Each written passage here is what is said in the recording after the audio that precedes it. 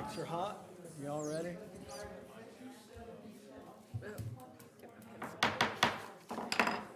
Call the Kitty Hawk Town Council to order to reconvene a public hearing from February 9, 2015 for the purpose of establishing municipal service districts. I need some opening remarks.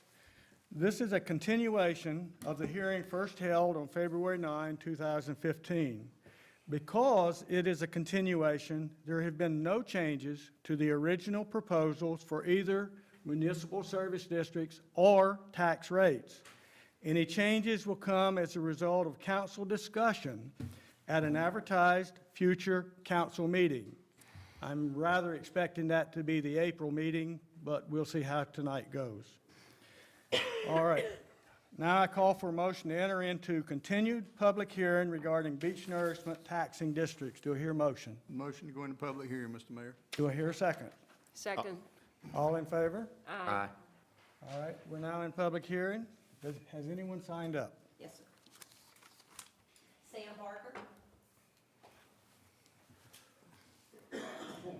Good evening, my name is Sam Barker, I live on Seascape Drive. And for the record, I am for beach nourishment. Excuse me. But this is what my concern is. What is the plan for maintenance? I know there's money set aside, but some of the plans that aren't approved by state law are such things as structural beach breakers and also the living shorelines.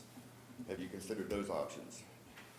And then lastly, what oversight will be done during construction?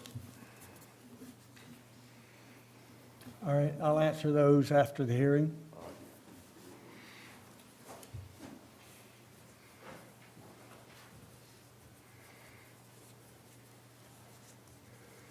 All right, Natalie Smith.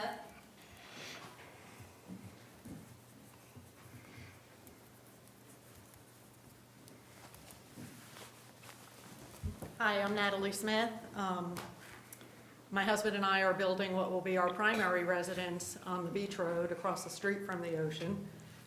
I'm not going to spend any time arguing against the sand because it appeared at the last meeting that the vast majority of people wanted it. What I would like to talk about is the MSDs. They need to be fair, and right now I don't think they are fair. If you think that property owners on the beach side should pay more, you can still accomplish that by charging everyone the same rate. With identical rates, I will pay 3 times more than a property owner in the village just because my property is assessed 3 times higher. If you use the proposed rates of 4 cents and 15 cents, you're asking me to pay 11 times more. In addition to that, I'll be paying significantly more than oceanfront property owners because my property is assessed higher than theirs. Do you really think that someone across the street from the ocean should be paying more than someone that has property on the ocean front? I heard a lot of talk at the last meeting that you wanted the property owners who benefited more from the sand to pay more. And I don't think that's how the MSDs are set up today. Also, the other towns are charging the oceanfront property owners more. I just don't understand why Kitty Hawk is not. I realize the tax base on the oceanfront side might be a little bit less because there's less homes and maybe they're not as big, but they still should be paying more than people who are not on direct oceanfront. So in conclusion, the tax needs to be applied fairly. Either 1, add a 3rd MSD for oceanfront property owners, or 2, don't base it on tax assessment at all and just charge a flat fee based on property location. And I would ask that you take a look at the assessments of the oceanfront properties and compare them to some other properties that aren't oceanfront, and you'll see what I'm talking about. And that's it. Thank you. thank you. Donnie King.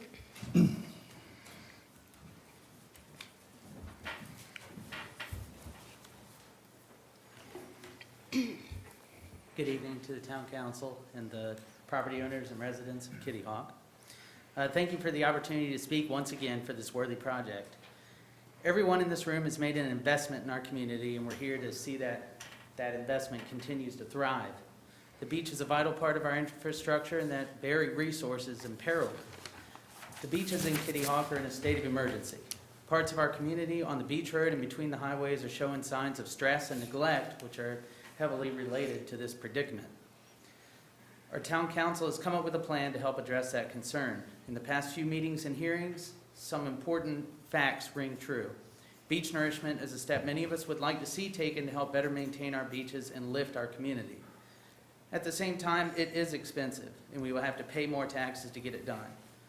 Nobody likes to pay more taxes, but it's important to relate the cost with the benefits and consider the future in regards to return on investment. In one way or another, we will all reap the benefits if we can be better stewards of our shoreline. We can reduce storm damage while also making our area more attractive to what is by far our most bustling industry, tourism. The controversy surrounding this project, which is most prevalent in Kitty Hawk, is about money. Look at what we're offered. The town of Duck, along with their citizens, took one short hearing to decide to move forward with their portion of the project. That includes an investment of around $7 million to raise through property taxes to nourish roughly 1.5 miles of beach. We're being asked to pull together to raise up to $5 million to nourish 5 miles of beach.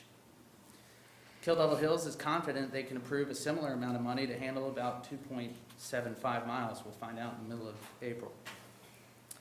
Why are these numbers so different? Why is Kitty Hawk's contribution so low in regards to beach coverage? Because Dare County, through occupancy tax, is footing the majority of the bill with an equation which just so happens to work well for our town. The other towns, while they did not need our participation to continue, are happy to help usher us along, knowing that this is a project they want, but we need the most. We're all here today because we have concerns as to how this plan affects you when it comes to taxes. The fact is that our combined taxes between the county and the town are still low compared to many other coastal areas, and this 5-year plan will not eclipse that sentiment. We're working with the town council to help determine what is most fair in the end. Although they have a tough job, I believe we will all benefit from any reasonable plan they implement. My restaurant-specific property is located across the street from the ocean, where I could possibly benefit either way it goes. I want to bet on being proactive and do my part for the rest of our community, and I will be paying a fair amount of the new tax. I hope many of you in this room are willing to do the same.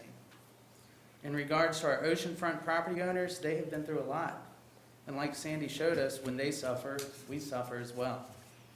We all have a part in this community, and if we invest wisely and make an effort, we can expect much in return. Thank you. Thank you. Thank you. That's all that have signed up. Really? All right, anyone else want to sign up? This is your chance to speak, folks. It'll probably be the last one on this particular subject. Come on up to the mic.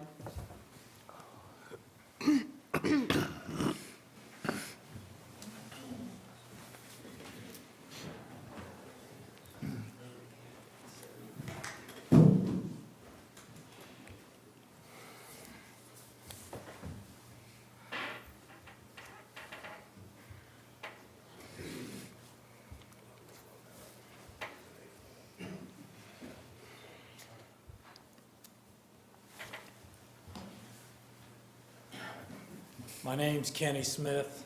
My residence is going to be 3906 North Virginia Dare Trail. As my wife said earlier, we don't think what's going on here is anywhere near fair. I mean, I don't care how you calculate these numbers or look at this situation. I understand what the former gentleman said. The reason for part of that is you got the Roanoke River Basin that runs from Duck to behind the Sea Ranch in Kill Devil Hills. The science is there. You talk to Mr. Stanley Riggs, Dr. Stanley Riggs, East Carolina University. You talk to Orrin Pilkey, Duke University, or any of the other 3 marine geologists that are well known not only throughout the state of North Carolina, but throughout this country. There used to be a time when the state of North Carolina led the way. Not so much anymore. And since 2010, we got this debacle. You can see down at Pea Island what's going on with Highway 12. You see down at Oregon Inlet with the jetties. All these circumstances are all man-made problems we know that were created in the 1920s to develop this island for money, return on investment, for money. Now, I sat up here all last year and the year before, and I spoke up, and I've sat here and listened to the former Mr. Perry and the current Mr. Perry. And all I heard was I left this beach over 20 years ago and I moved to Virginia Beach. All I ever hear is how this place don't want to turn out like Virginia Beach. I don't know how far you guys want to go back, but you living in Virginia Beach, brother. That's all this is. And how you address a man-made problem, because that's what we got now. It's a combination of a man-made problem. Anything on the ocean front is not a dune, it's a berm. It was all built in the 20s and vegetated in the 20s. And the bridges that were put over here. And the only way I can tell a story is from my family's perspective. My family, after the businessmen built that wood bridge that came over here, the house that was on the bridge was the bridge tender. That was my great-granddad. That's for my grandparents. That's where the late Eula Perry, Susie Beasley, Barlow's wife, Minnie Nixon, right next to the Griggs Lumber, that brick house there. And my great-grandparents that lived in the house next to it. It's all about development. So we're going to sit here, when I tried to help my grandfather in the early 80s get elected, after he was elected here, to the Dare County Commissioners, what did I hear as an early 20-year-old? I got a fork stuck in me, because I'm out there, and what do we hear then? It was all about the environment, okay? Well, now we've lost our way. We're totally lost. Now, we can sit here, and if people want to put sand over there, I said it last time when Mr. Midget spoke up, I don't see him here. The ocean's going to do what the ocean's going to do, and you ain't going to stop. This 5-year program, it ain't never going to stop. You're going to keep throwing the money at it. Like my wife said, between me, my aunt, and my uncle, we've owned property since 1944. We're going to be paying out, after my house is up, in excess of $3 grand per annum for 5 years running, or 15 grand. It's the only way I can explain the story is from my perspective. And my perspective, I can't say whether I'm for or against it. And some of the questions that Mr. Barker are posing, I would pose to him, the current land use plan says, no riprap, no groins, no jetties. My wife's from Jersey. I understand all about that mess. What are we going to do? Park between 2 red flags where we can go here? We got to pay $5 for a beach badge and $10 or $20 to go to park? And you can't drink a beer or have food out on the beach? Because that's where we're going with this mess, sooner or later. And why? The question becomes to all y'all, how much money is enough money? I appreciate the time talking. I just don't understand why, as a state and a county, that we're relying on these MSDs. It's not even a back door. You coming right through the front door with lack of representation to vote on something that significantly will impact 25 to 30% tax increase for us personally. This is after we come off the debacle of a manufactured boom and a bust for an economy, which is a joke. And the entirety of Kitty Hawk goes down 36% tax assessment, us personally go down 31, and then you turn around and double the per hundred rate. When the history of us owning the property, we're paying more now before this 1,500 District A and the 400 District B. So what are we to think? I'm to think what I think already. In Kitty Hawk, part of the cycle of building is this. The next cycle for Kitty Hawk, whether semi-oceanfront or oceanfront, is knockdown. That's where we're going. The question is how many people can afford to stand up and keep paying what they're paying or not. They're going to have to leave. And how does that come into play? I thank you for your time. I know I over-talked. Thank you much. Thank you. All right. Anyone else? All right. I'm going to answer your question after I close the hearing. One last time. Anyone? All right. Call for a motion to go back into regular session. I move to go back into regular session. Do I hear a second? Second. All in favor? Aye. All right, we're back in regular session. Structures, to my knowledge, under current North Carolina law, are only allowed, groins is probably what you're talking about, around inlets. We don't qualify for that, so, and we're not advocating that either. Living shorelines, the plastic reefs and things of that nature that you're probably referring to, those sort of things wouldn't be allowed either because they're artificial. So short of going out there and putting a bunch of ships or something of that nature, which has been suggested, that's not going to happen simply because it would take so many of them to do it. I hope I answered those questions. If not, come see me after the hearing and I'll try to answer more direct whatever your specific question was. Now, the rates issue, we all understood that from the last meeting, that there's an issue there with what you're worried about. But the reason the oceanfront and between the highways was put together was a number of reasons. One, there's a difference between what Kitty Hawk has as a unique problem and what we're trying to accomplish versus the other towns. The other towns are trying to save beachfront property, structures in particular, that valuable property. We're trying to prevent flooding and damage to infrastructure and transportation corridors being taken out of service due to flooding from ocean overwash. So we're a different animal from the other towns. If you think we're trying to save houses on the ocean front, you're wrong. It's just, and we've stated that before, that's not our intent. We're trying to prevent continued damage to infrastructure and by association, structures that are between the highway and on the ocean front.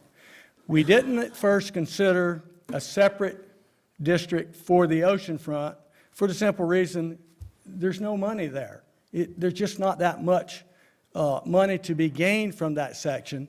And they don't gain as much as you think because whatever their footprint is now is what they're going to be contained to. They can't move west. They're already on the highway. They won't be able to move east because that'll be nourished sand. They're not allowed to do that. So whatever they've got now, they might fix up, but they're not going to be able to do anything else with it.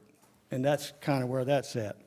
And Donnie, it's just under 4 miles of beach, not 5, okay? Just for the record so that we all know that the stretch of beach we're talking about, all right? Hopefully I answered all the questions so far. Before I do one other thing, does anybody in council have anything to say? No, sir. Yes, sir. No, I don't. No? All right. I do have a couple of comments prior to asking for adjournment. And the first one is, I need to acknowledge the tremendous effort and support that town staff have contributed to providing council and public the information necessary in considering this important and expensive project. We often hear the good things done by police, fire, and public works. Less often are heard of the exceptional contributions of what many of us consider the more mundane, routine things done by administrative staff. Pulling together the maps, the finance numbers, the numerous items required to notify over 3,000 property owners was a lot of extra work not normally expected of staff. Setting up the hall for an expected overflow audience with seating and video to extra space required time and effort.